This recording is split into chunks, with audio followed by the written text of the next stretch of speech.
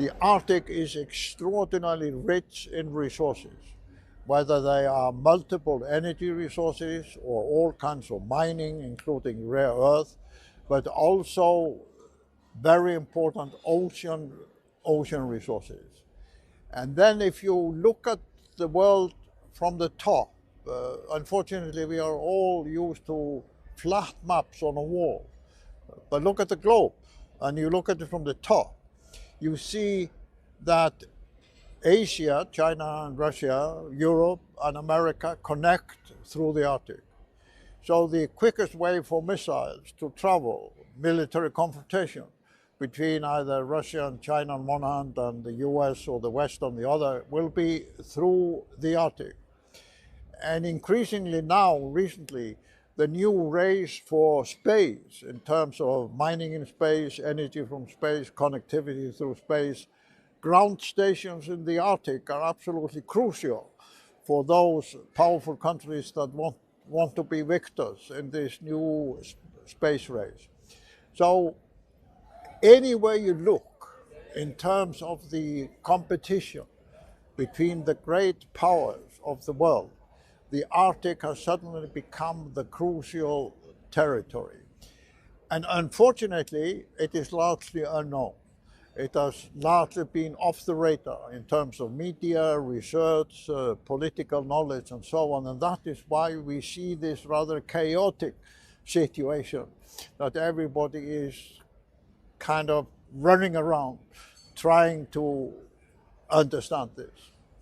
How unprecedented then is this US push to take Greenland? No doubt you've seen what President Trump has been saying about US efforts to try and ensure that America has a stronghold in this region in the face of this great power competition that we see, not just between the US and China, but also Russia and Europe as well. Well, as Donald Trump has demonstrated, both in his first term and now already in his second term, you cannot apply any traditional model of political understanding to explain what he's trying to do. A friend of mine, a leading senator, said during the Trump first term that the key to understanding him was that he's a real estate guy. And real estate guys think in locations. And there, of course, Greenland is an important location. So is Venezuela, so is Canada. I am not saying he simply thinks of this in terms of locations. I am simply saying he is probably the first major global leader who had all his training and thinking done through the real estate business. But coming back to the United States is already an Arctic country. The Arctic part of the US is bigger than Texas. So you don't need new territories for the US to have a great presence in the Arctic. It already has so. Unfortunately, however, various previous American administrations have neglected building up infrastructure, capabilities, icebreakers, harbors in the Arctic part of the United States. So to some extent, I would say to President Trump, if you want an enhanced presence in the Arctic, start at home. Start building up within the US. You've already made a deal with Finland to build icebreakers, great. But there is no global harbor in the Arctic part of the United States. You talk about ships around Greenland.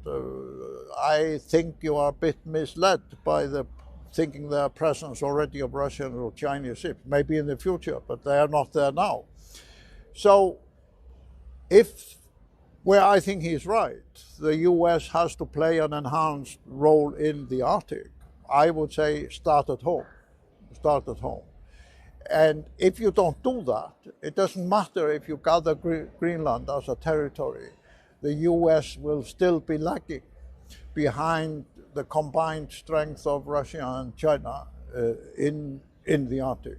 What we see right now is this great rush for Greenland that you have been explaining. The US says this is in its best national security interest to take control of that territory because of a perceived threat from Russia and China. Is that threat real or not? Well, First of all, at the present, there is not a direct, clear, obvious threat from Russia and China in the Arctic.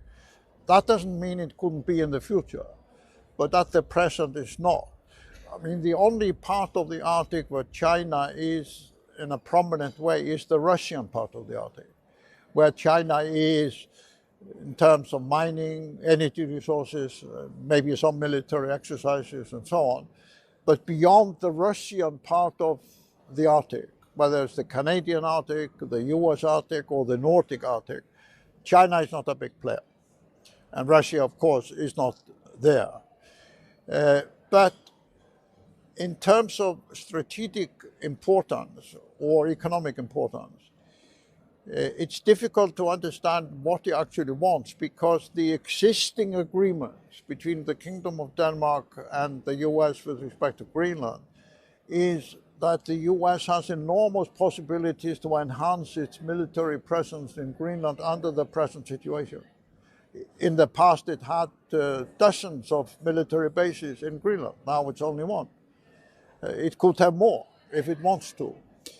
The government of Greenland, the self-government of Greenland, has passed laws that allow American companies to enter the mining and various other parts of the Greenland economy.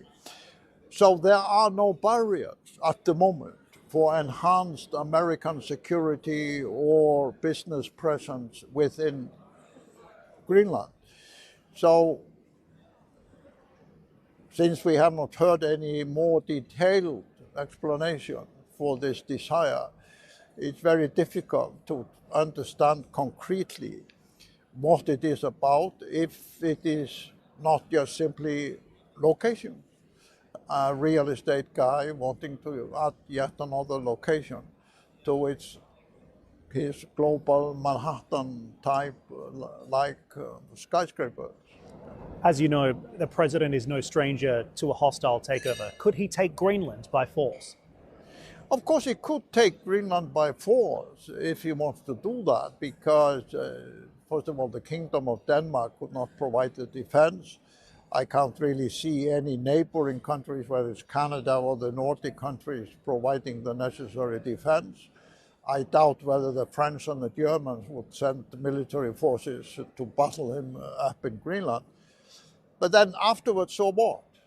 Because it would have monumental consequences for the Western Alliance, for the international system, for how other countries react to the United States. So the fallout would be on the scale that we have never seen in living memory. But in terms of a military exercise, like he did in Venezuela, yes, of course, it's possible he could do that. Because don't forget, it is only 57,000 people. It's a huge territory. So the question is, yes, but what is he going to do with it? What, apart from just saying, putting the flag of the United States and acquiring location and thereby announcing the United States? Because already there are enough treaties and laws in place to enable the United States to enhance its military and economic presence in Greenland big time, big time.